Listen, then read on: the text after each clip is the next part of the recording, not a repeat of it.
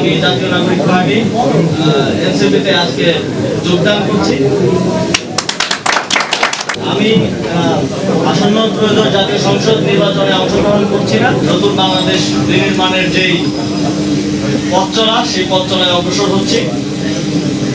গত গণঅভ্যুত্থানের পরের সময়টা, এই ট্রানজিশন পিরিয়ড বাংলাদেশের জন্য খুবই গুরুত্বপূর্ণ এবং সামনে জাতীয় নির্বাচনও সমানভাবে গুরুত্বপূর্ণ।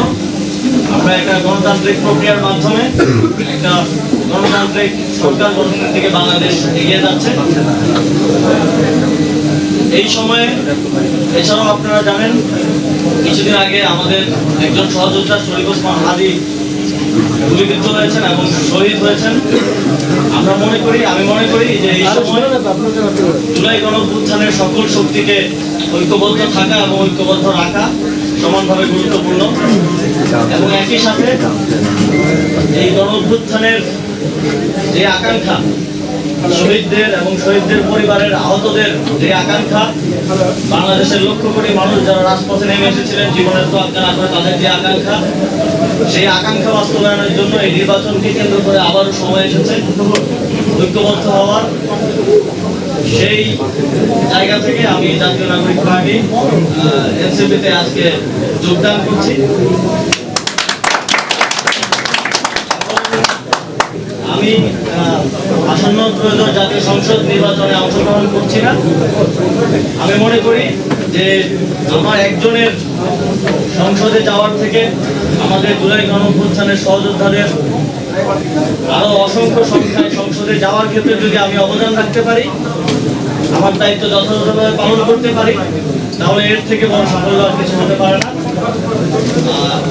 এবং এই নির্বাচনে যেহেতু আজকে যেই নমিনেশন জমা দেওয়ার শেষ দিন ছিল, সবাই নমিনেশন জমা দিয়েছেন।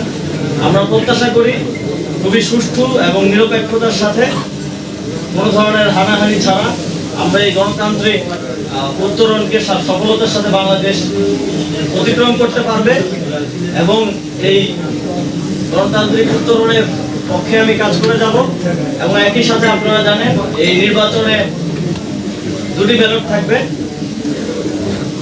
এখানে আমি মনে করি যে আপনারা একটি ব্যালটে এমপি নির্বাচন করবেন, সরকার নির্বাচন করবেন।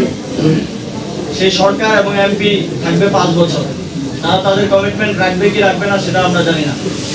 তবে আপনারা যদি গণভোটে হ্যাঁ ভোট দিয়ে নির্বাচিত করেন, এই সংস্কারের মাধ্যমে বাংলাদেশ আমি মনে করি যে 100 বছর এগিয়ে যাবে। এবং একই সাথে আমি আমার যে দায়িত্ব পেয়েছি দলের পক্ষ থেকে, একই সাথে আমার সহযোদ্ধাদেরকে নির্বাচিত করার জন্য আমি সর্বোচ্চ চেষ্টা করব।